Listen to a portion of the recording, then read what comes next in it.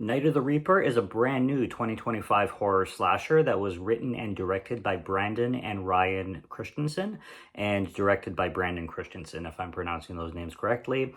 And this one came directly by surprise and is streaming currently. And basically, what we have going on here is complete throwback to the 80s, which is typical, but this one is done so well and so unique that it just stands out like crazy. I had such a good time with this film, and it came out at the perfect timing for spooky season. We have this babysitter, which opens up the film, and you got like the perfect grain that goes with the music and that goes with the scenery. And this girl is her name is uh, Rebecca Golding, I think her name is. Her last name Golding for sure, and I'm pretty sure it's Rebecca Golding, or Elizabeth Golding. Maybe it's Elizabeth Golding. Regardless, she's babysitting this kid, and it opens up with her, being slashed. It's very Halloween style. You have babysitters being stalked by this killer, and the killer basically dresses up as a reaper. It's a very, very big mix in this film, in theme wise, of Halloween and Scream. It's literally like a combination of Halloween and Scream, and I love Halloween. You get a little sprinkle of Friday the 13th in here too.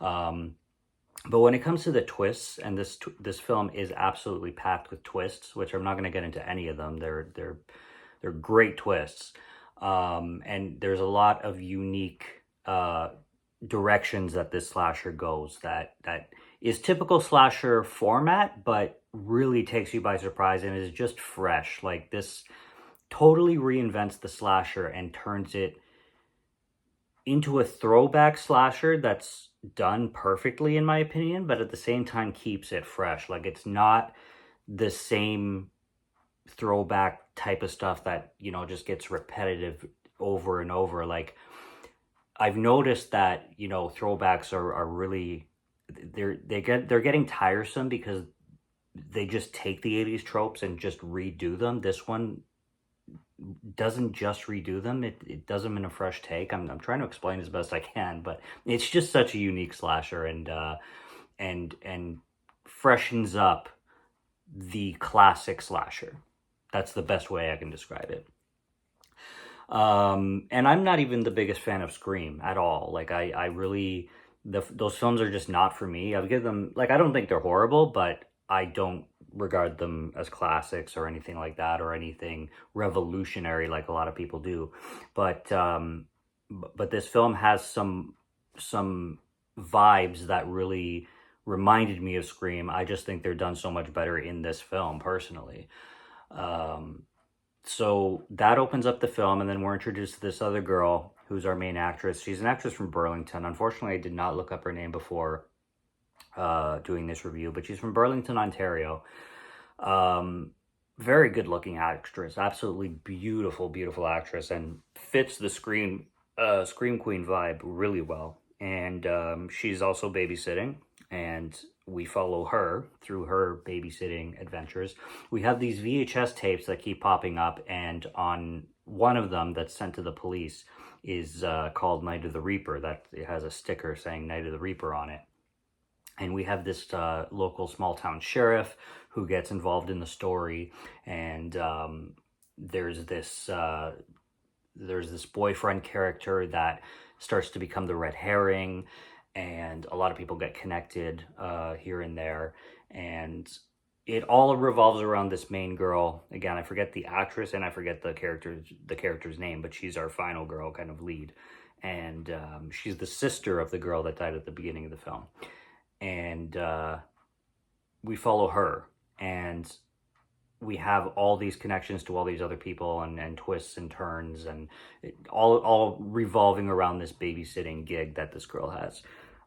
Every performance in here is awesome. There's no hammed in performances. There's no weak performances. Honest to God, like, I gave this a 4.5 out of 5, and this ended up being my third favorite film of the year. And it's just done perfectly. I couldn't suggest this slasher more strong, and I'm hoping, this is streaming on Shudder too, and I'm hoping that I streamed it somewhere else though, but I'm really hoping that they release this one on Blu-ray. And yeah, it's friggin' great. It's friggin' incredible. Yeah, if this gets a physical media release, I'll probably be buying this one on day one. So Night of the Reaper is streaming on Shudder right now, if you're subscribed to that. And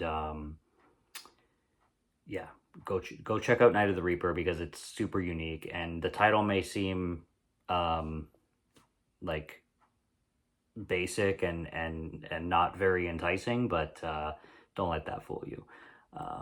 Yeah, go watch it. That's all I got. And it's got some incredible twists, and if you like the sounds of it, it's got a huge recommendation from me. So that's all I got for now.